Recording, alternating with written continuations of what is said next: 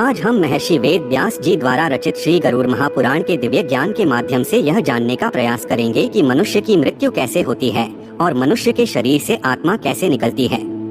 नैमिषारण्य तीर्थ में सूत जी शौनकादि ऋषियों से गरुड़ महापुराण का दिव्य व्याख्यान करते हुए कहते हैं कि हे मुनि श्रेष्ठों, जब गरुड़ देव ने भगवान श्री हरि विष्णु जी से विनय पूर्वक आग्रह किया और पूछा कि हे प्रभु, जीवात्मा किसी भी प्राणी के शरीर को कैसे छोड़ती है तथा आत्मा के शरीर से अलग होते समय शरीर की कैसी दशा होती है, मृत्यु क्या है, मृत्यु का स्वरूप कैसा है और मृत्यु कैसे होती है, इसका विस्तार पूर्वक वर्णन कीजिए और मेरी जिज्ञासा को शांत करने की कृपा कीजिए।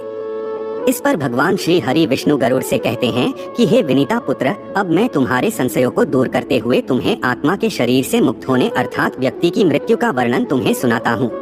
हे गरुड़ देव, प्रकृति परिवर्तनशील है और निरंतर बदलती रहती है। पतझड़ में पेड़ के हरे पत्ते सूखकर और पीले होकर नीचे गिर जाते हैं और बसंत में पुनः से हरे पत्ते उग जाते हैं। शीत ऋतु के बाद ग्रीष्म ऋतु, ग्रीष्म ऋतु के बाद वर्षा ऋतु, वर्षा ऋतु के बाद शरद ऋतु और फिर शरद ऋतु के बाद शीत ऋतु दोबारा से आती है। यह सब निरंतर चलता रहता है। इसी प्रकार मनुष्य भी पहले शिशु, फिर बालक और फिर युवा और अंत में वृद्ध हो जाता है। जो प्राणी इस संसार में उत्पन्न होगा उसका इस संसार को छोड़कर जाना भी निश्चित है। अतः समयानुसार यह क्रम चलता रहता है।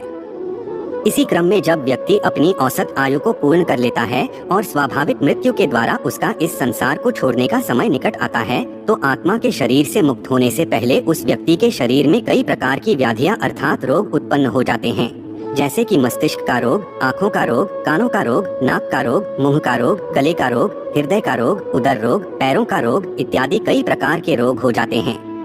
उसका कंठ अवरुद्ध होने लगता है, उसकी आंखों में आंसू आने लगते हैं, उसका शरीर पंगु होने लगता है, उसकी हृदय गति रुक जाती है, हृदय सुन्न हो जाता है, उसे अत्यंत घुटन महसूस होती है। उसने अपने जीवन में जो भी शुभ अशुभ कार्य किए और जो उसके जीवन में घटनाएं घटित हुई होंगी उन सभी का स्मरण उसे होता रहता है। यह सब एक चलचित्र की भांति उसकी आंखों में दिखता रहता है। इस भावना के दौरान उसके मन में जीवन भर अर्जित संपत्ति और प्रियजनों के प्रति अत्यधिक आसक्ति होती है, जिसके कारण उसके प्राण निकलते समय उसे अत्यधिक कष्ट और अत्यंत दुख होता है। इस समय वह अपने प्रियजनों को पुकारता है और उनसे बात करना चाहता है, उनसे कुछ कहना चाहता है, लेकिन सामर्थ्य विहीन होकर कुछ कह नहीं पाता और उसकी बातों और संकेतों को पास बैठा कोई भी व्यक्ति नहीं समझ पाता है।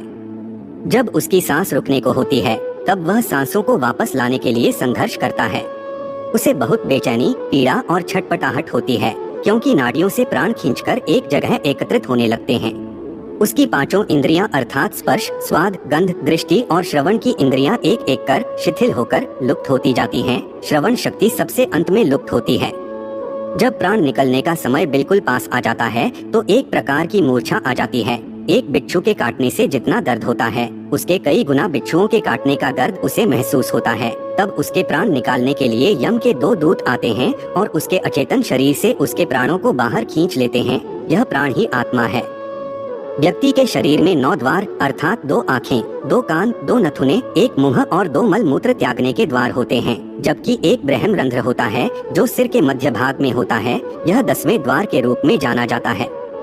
जब व्यक्ति की मृत्यु होती है तो यम के दूत आत्मा को इन्हीं द्वारों से शरीर से बाहर खींचते हैं। यह सब मनुष्य के कर्मों पर निर्भर करता है कि उसकी आत्मा किस द्वार से शरीर छोड़कर बाहर निकले। जो लोग श्रेष्ठ योगी, संत महात्मा, ऋषि मुनि, सर्वहितैषी और भगवान के भक्ति मार्ग पर चलने वाले होते हैं, उनकी आत्मा अपने आप ब्रह्म रंध्र से देह का त्याग करके बाहर निकल आती है।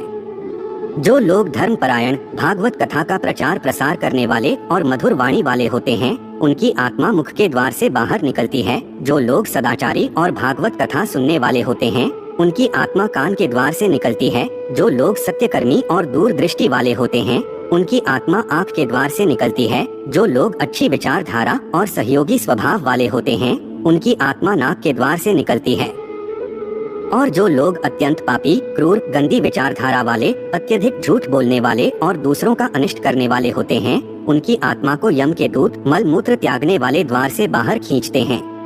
जब आत्मा मुख के द्वार से निकलती है तो मुख से झाग या फेन निकलता है। जब आत्मा आँख के द्वार से निकलती है तो आँखें उभरकर बाहर निकल आती हैं। जब आत्मा कान के द्वार से निकलती है तो कान से मवाद या मैल निकलता है जब आत्मा नाक के द्वार से निकलती है तो नाक से गंदा पानी निकलता है, और जब आत्मा मल मूत्र त्यागने वाले द्वार से निकलती है तो इन द्वारों से मल व मूत्र बाहर निकल आता है। इस प्रकार यम के दूतों द्वारा आत्मा को शरीर से बाहर निकालकर अलग किया जाता है। तो यह थी गरुड़ पुराण में वर्णित आत्मा के शरीर से मुक्त होने के बारे में एक छोटी सी जानकारी।